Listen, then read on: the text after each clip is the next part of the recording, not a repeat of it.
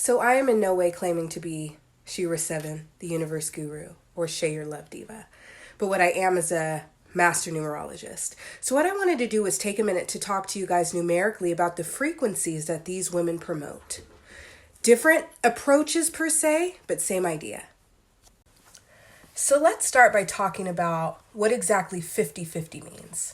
When we talk about a 50-50 relationship, which is a big no-no in the eyes of these women, right? I don't know as much about Share Your Love Diva's perspective on 50-50, but I know that the Universe Guru, Mina, and Shira 7 do not agree with 50-50. Let me explain to you what 50 means. 50 is a karmic cycle.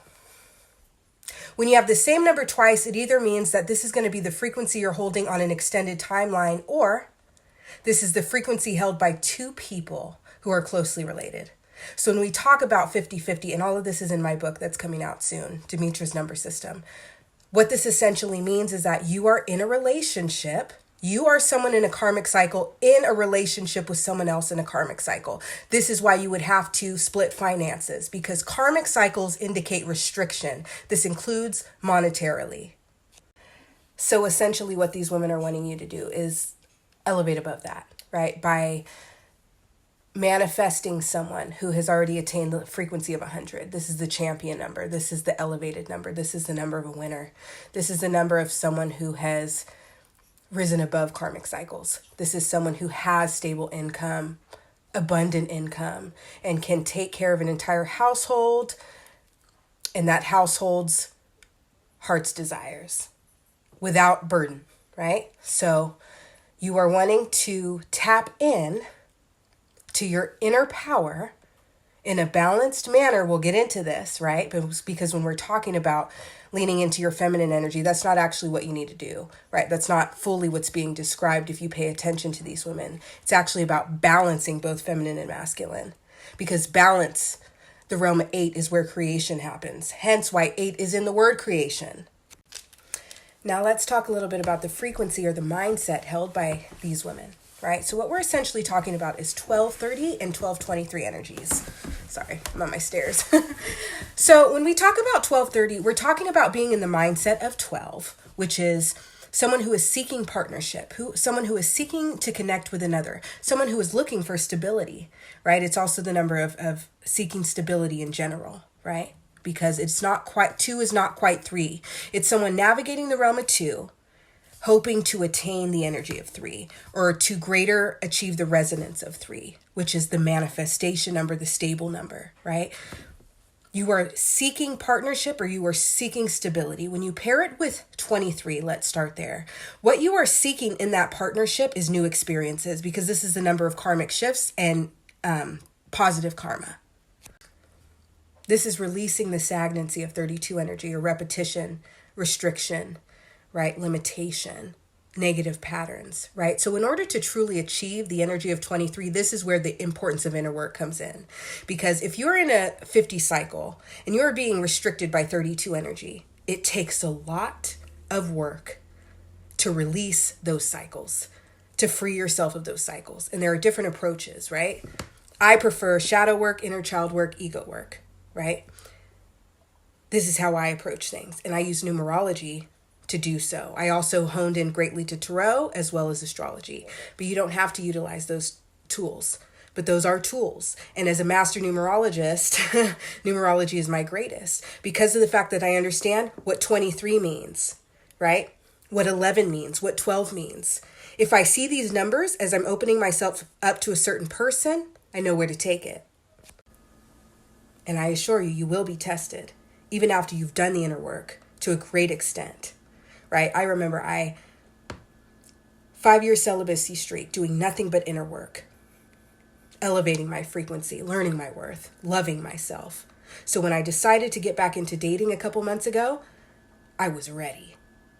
But this man came along, and boy, was he sexy. Boy, did he know what to say.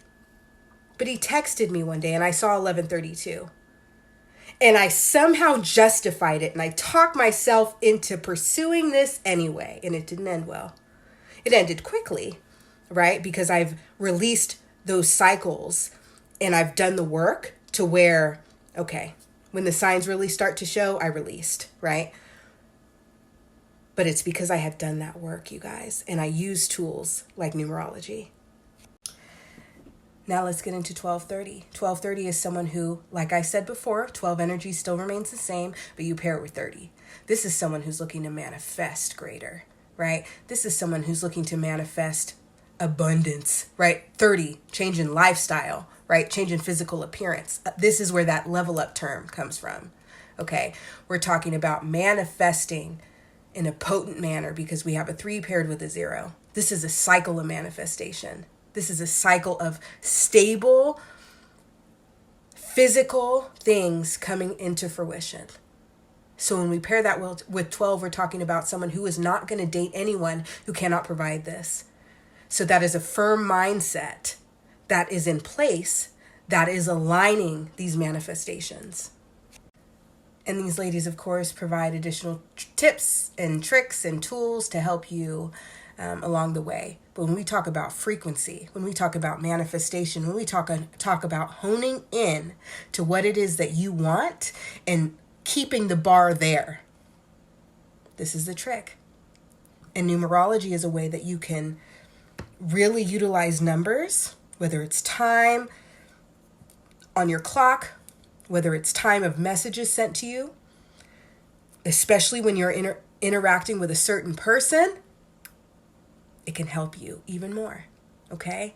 So, like I said, I'm not a dating coach. I'm not sitting here trying to pretend I am, but I am very well versed when it comes to anything spiritual, and especially numerology, especially frequencies, because that's exactly what numerology is. I am a master of frequencies. I am a teacher of frequencies.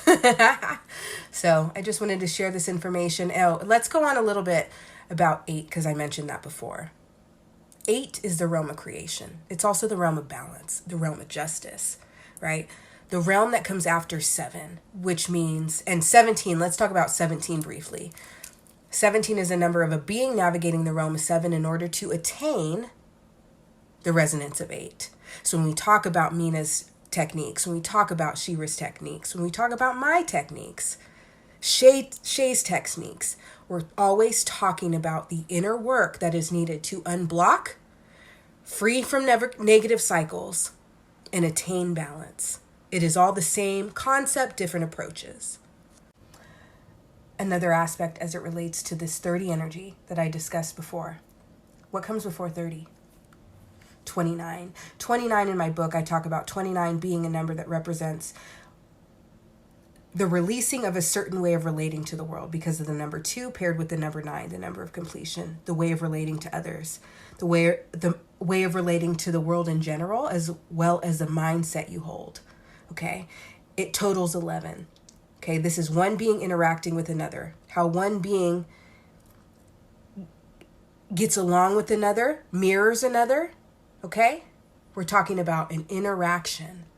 And when you free negative aspects in those relations, that's how you get to that profound 30 number. You cannot manifest something stable and effective unless you release the blockages that are holding you from doing so. And yes, I recently did a video refuting or providing a rebuttal to Mina, the Theuniverseguru, because I disagree with her concept that a negative mindset is the only thing that can pull in negative energies. That's not always the case. Karmic paths, karmic cycles, past life karma, right? Karma of the spirit versus karma that is cultivated in this lifetime by us directly, okay? All of these things provide energy that need to be considered. In addition to that, it is an awareness issue, not necessarily a negativity issue. I did a video today talking about if you walk treacherous terrain without awareness and you stumble, but you are in a positive mindset, you are embracing the energy that is naivete and ignorance. Was it the mindset? So when I, against her perspective, promote things like attachment styles, because that's directly associated with inner child work and ego wounding, which is ego work, which the ego titrates the shadow. So that's directly correlated with shadow work.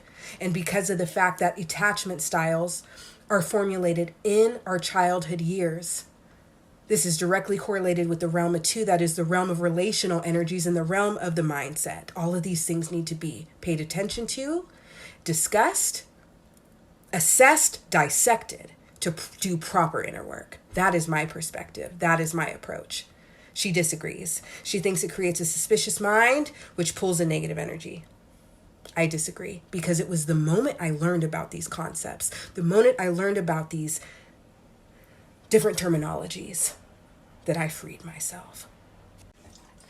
And another thing she mentioned is that it bothers her when these terms are used by people who are not licensed therapists. I am not a licensed therapist.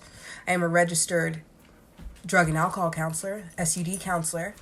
I help people transmute darkness at my 9 to 5, as well as when I do my private practice spiritual counseling, right? Numeric counseling, spiritual teaching, all of the content I create here. I am a chronic healer. That is how I can heal and transmute the darkness in others, because I've done so in myself. And what I can also tell you is that as someone who's not a licensed therapist, I could run circles around most of them. I have gone to therapy and been told, Demetra, what can I do for you? You seem to already know exactly what's going on and exactly what you need to do. So no, you don't have to go to school to be good at something. And no, the collective does not have to be certified therapists to heal themselves with the proper terms. But I digress. Not really. It's important for me to explain my stance, especially when someone who I'm promoting and supporting doesn't agree with my methods. And that's okay, because as you can tell, I'm firm in my perspective and I know what I'm talking about. So there's enough room in the lane of inner work for all of us. But I want to promote the idea of adding numerology on your pursuit of the proper frequency that you're trying to tap into, okay? Because what I can say is I'm not married yet, but has my dating gotten much better by pairing the teachings of these women with my own teachings? Yes. Am I attracting nothing but abundant, powerful men, emotionally healthy men, emotionally available men, attentive men? Yes. And forgive me, my loves, I'm a bit stuffy. These allergies are whooping my ass. It's my first spring here at my new house, up here in the forest. Wilderness, my favorite terrain, right? The forest provides me some sort of euphoria that no other environmental space can. But woo, are these allergies whooping my ass? All right. If you have any questions, feel free to comment below. If you want individualized deciphering of different numeric sequences, whether it is an angel number, whether it is a different kind of sequence at birthday, I can do all of these things, but I do charge for them. You can reach out to me and then we can arrange something via Venmo. Have a great day. Shout out to all you lovely ladies helping women elevate.